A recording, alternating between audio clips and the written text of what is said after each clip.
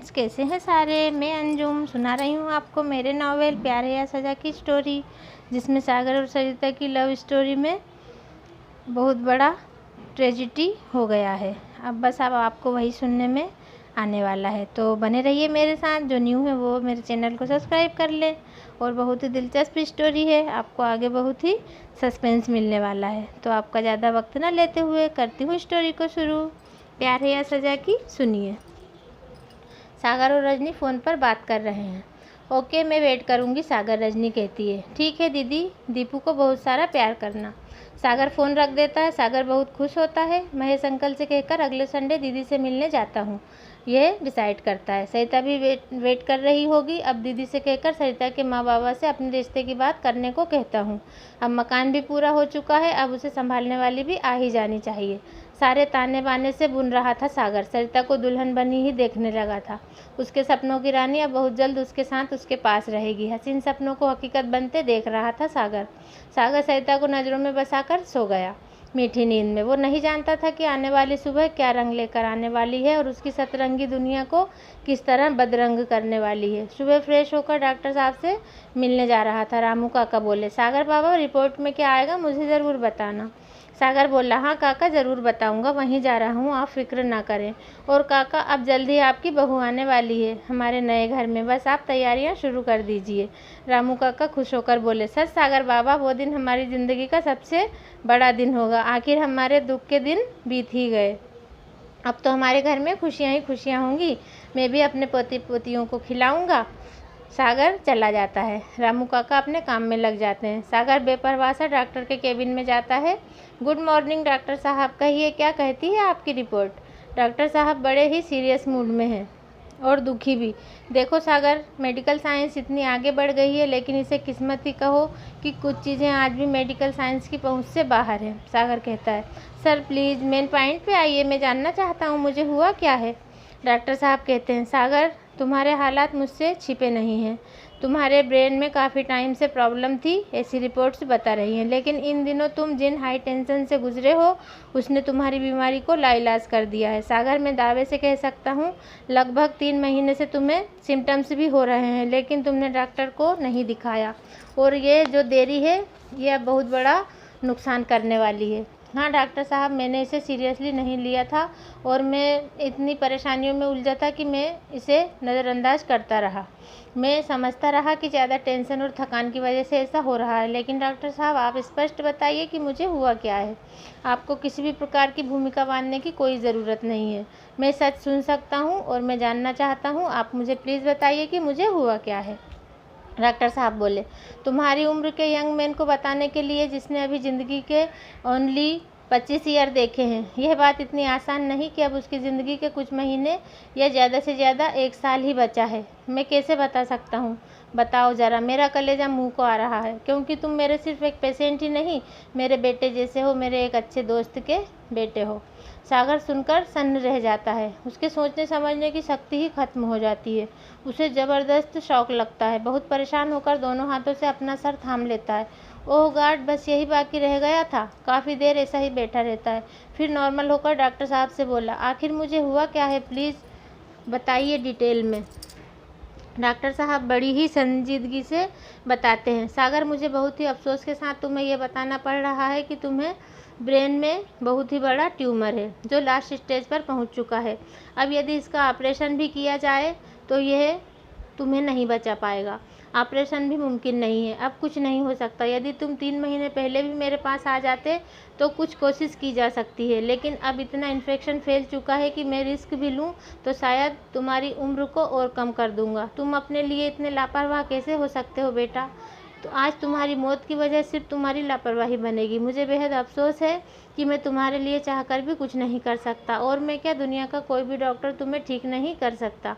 बस ये कुछ एंटीबायोटिक लिख रहा हूँ, जब तक ऊपर वाला चाहे जितनी ज़्यादा से ज़्यादा ज़िंदगी मिल पाए उसमें जितना खुश रह सकते हो रहो, जो कर सकते हो करो। तुम्हारे खुश रहने से शायद कुछ हफ्ते या महीने की मोहलत मिल जाए, लेकिन टेंशन कभी भी तुम्हें मौत की पनाह में पहुंचा सकती है। सागर के कानों में जैसे शीशा पिघलता जा रहा था, उसका दिल डूबा जा रहा था। उसने पूरी हिम्मत जुटाकर डॉक्टर से कहा, सही कहा डॉक्टर साहब आपने, एक मरने वाले को खुश रहना ही चाहिए, लेकिन मैं तो अब जीना चाहता था।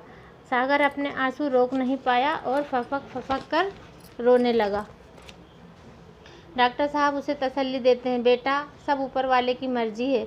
एक सलाह दूंगा, अब जितनी भी ज़िंदगी बची है अपनों के साथ रहो और खुश रहने की कोशिश करो। काश कि मैं कुछ कर पाता। आज मुझे अपने डॉक्टर होने पर ही शर्म आ रही है कि मैं अपने बेटे को नहीं बचा सकता। सागर थके थके कदमों से केबिन से बाहर आ जाता। उसे समझ नहीं आ रहा था वो इस बात को किससे शेयर करे। उसके अपने जिन्हें भी इतना बड़ा दुख दे नहीं सकता था। दीदी कैसे सहन कर पाएगी? सरिता को कैसे बता पाऊंगा? मैंने तो उसे 7 जन्मों के सपने साथ रहने के दिखाए हैं, और जब सपनों के पूरे होने की बारी आई तो मेरी ज़िंदगी ही मुझसे बेवफाई कर रही है। मेरी ज़िंदगी यूँ बेवफा हो जाएगी, मैंने ऐसा तो कभी सपने में भी नहीं सोचा था। अब मैं क्या करूँ, कुछ समझ नहीं पा रहा था। बस ख्यालों में खोया सा खुद को भी समझाने की कोशिश कर रहा था। आज वो खुद को इतना अकेला और बेबस महसूस कर रहा था। वो सोचने लगा, क्या यह बात किसी को बताना ज़रूरी है?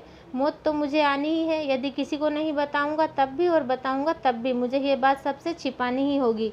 उसके मन ही मन में ढेरों सवाल जवाब का बवंडर मचा हुआ था। फिर उसने मन ही मन फैसला कर लिया कि यह बात वो किसी को भी नहीं बताएगा। अपनी वजह से वह किसी को भी, जितनी भी ज़िंदगी बची है, दुखी नहीं करेगा, ना दुखी देखेगा। दीदी को नहीं और न सरिता को तो बिल्कुल भी नहीं। वो उसकी आंखों में अपनी खत्म होती ज़िंदगी की उदासी को नहीं सहन कर सकता। लेकिन इसलिए मुझे सरिता से दूर होना पड़ेगा, चाहे मुझे इसके लिए कुछ भी करना पड़े। उसकी आंखों में उन सपनों को नोच कर निकाल दूंगा जो उसने संजोए हैं, जो मैंने उसे दिखाए हैं। क्या वो कर पाएगा? कैसे करेगा? उससे 7 जन्मों का साथ निभाने का वादा करने वाला सागर उसके दामन में 7 महीने भी नहीं डाल सका। 7 जन्म की तो बात ही कहाँ। ऊपर देखता है आसमान की तरफ बड़ी ही कातर नज़रों से। तुम नहीं हो, कहीं नहीं हो। आज मुझे यकीन हो गया कि तुम पत्थर की तरह पत्थर ही हो। मुझसे मेरी ज़िंदगी की इतनी खुशियाँ छीन ली, मैंने सब्र किया, लेकिन अब तो तुम मेरी ज़िंदगी ही छीन रहे हो, वो भी जो किसी और की अमानत है। अब हर पल मर मर कर जीना होगा मुझे। हर सांस के साथ मौत की खबर देते रहने वाले, मैं तुम पर कैसे भरोसा करूं? हर सांस के छिन जाने के डर के साथ जीना कितना मुश्किल होगा। इसी कश्मकश में सागर घर आ गया था। निढाल सा सोफे पर बैठ गया। इससे पहले कि रामू काका उसका उदास चेहरा देखते, उसने खुद को नॉर्मल किया। तभी रामू काका आ गए। बोले, क्या आया बाबा? रिपोर्ट में आपको कुछ हुआ तो नहीं ना? मुझे बहुत फिक्र हो रही थी आपकी। नहीं काका, सब ठीक है, मैं थोड़ी देर आराम करना चाहता हूँ। उठकर अपने कमरे में आकर माँ की तस्वीर के आगे खूब फूट फूट कर रोने लगता है। रोने से मन थोड़ा हल्का होता है, और आज उसे माँ की गोद बहुत याद आ रही थी। कैसे हर दुख दूर हो जाता है माँ की गोद में समाकर, लेकिन वो तो पहले ही छिन चुकी है। उसने रजनी को फ़ोन लगाया, नॉर्मल सी बात की और संडे को आने का प्रॉमिस कर दिया। उसका गला रुंधा जा रहा था, ज़्यादा देर बात भी नहीं कर पाया। पलंग पर लेटकर सोचने लगा, जा तो रहा हूँ, लेकिन सरिता का सामना कैसे करूँगा? कैसे अपनी बदनसीबी से उसे बचाऊँगा? वो सरिता को अपनी खत्म होती ज़िंदगी से हमेशा के लिए दूर कर देगा, यही उनने फैसला किया था। वो उसे थोड़ा साथ देकर उम्र भर के लिए गम की खाई में नहीं धकेल सकता, उसे विधवा नहीं कर सकता। उसे कुछ भी बहाना बनाना होगा। उसने सोचा, मैं अपने विदेश जाने का कहकर खुद को भूल जाने की बात कहूँगा, हालात का वास्ता दूंगा, चाहे वो मुझसे नफरत ही करे, लेकिन वो सरिता की आंखों में अपनी ज़िंदगी को ख़त्म होते नहीं देख सकता, और वो ये देखना भी नहीं चाहता था। यदि उसने ऐसा किया तो मरकर भी उसे चैन नहीं मिलेगा। उसकी रूह सरिता को देख देख कर तड़पती रहेगी। सरिता वक्त के साथ उसे भूल जाएगी और उसे अपनी ज़िंदगी में आगे बढ़ना होगा। उसकी ज़िंदगी में कभी कोई गम नहीं आएगा। वो हमेशा खुश रहेगी। खुशियाँ उसके कदम हर वक्त चूमेंगी। सारी उम्र के लिए वो जानबूझकर सरिता को उदासी और गमों की खाई में कैसे धकेल सकता था? वो इस तरह स्वार्थी नहीं हो सकता कि अपनी बची छोटी सी ज़िंदगी के लिए सरिता की आने वाली पूरी ज़िंदगी को दांव पर लगा दे। ऐसी तो उसकी फितरत भी नहीं थी। वो सरिता को अपने प्यार का वास्ता देकर रिक्वेस्ट करेगा, जो भी हो सकेगा वो करेगा। उसे सरिता को अपने प्यार के बंधन से आज़ाद करना ही पड़ेगा, ताकि उसकी मुस्कुराती आंखें हमेशा मुस्कुराती ही रहें। चाहे वे मुझे धोखेबाज समझे, मुझसे नफरत करे, मुझे बेवफा कहे, सारी चीज़ें मुझे मंजूर होंगी, लेकिन मैं उसे खुद से दूर कर कर ही रहूँगा, उसे जीना होगा, मेरे बाद भी उसे जीना होगा, मेरे बिना भी जीना होगा। सागर ने फैसला कर लिया। इसके साथ ही उसे अपना बिहेवियर भी नॉर्मल रखना होगा ताकि किसी को उस पर शक ना हो। कितनी जद्दोजहद से गुजर रहा था सागर। तो फ्रेंड्स, देख रहे हैं आप कहानी ने कैसा मोड़ ले लिया है। अब आगे की कहानी और भी इंटरेस्टिंग होने वाली है। रजनी ने सरिता को बताया, सागर संडे को आ रहा है। सरिता को तो जैसे मनचाही मुराद मिल गई। कब संडे आए और वो सागर को देखे और इसके गले लगकर उसके दुख को अपने सीने में उतार ले। महीनों हो गए उसे सागर से मिले। सरिता सोच रही थी, अब वो सागर से कह देगी, अब माँ बाबा से मांग लो मुझे, अब मैं तुम्हारे बिना जीना नहीं चाहती और ले जाओ मुझे अपनी दुल्हन बनाकर। और खुशी से झूम उठती है और आखिर इंतज़ार ख़त्म होता है और संडे आ ही जाता है। तो फ्रेंड्स, स्टोरी का वक्त अभी तो हो चुका ख़त्म। अब आगे की स्टोरी आपको नेक्स्ट वीडियो में। तो जिन्होंने सब्सक्राइब नहीं किया है वो चैनल को सब्सक्राइब कर लें। और आपको मेरी स्टोरी कैसी लग रही है मुझे कमेंट करके ज़रूर बताएं। Thank you.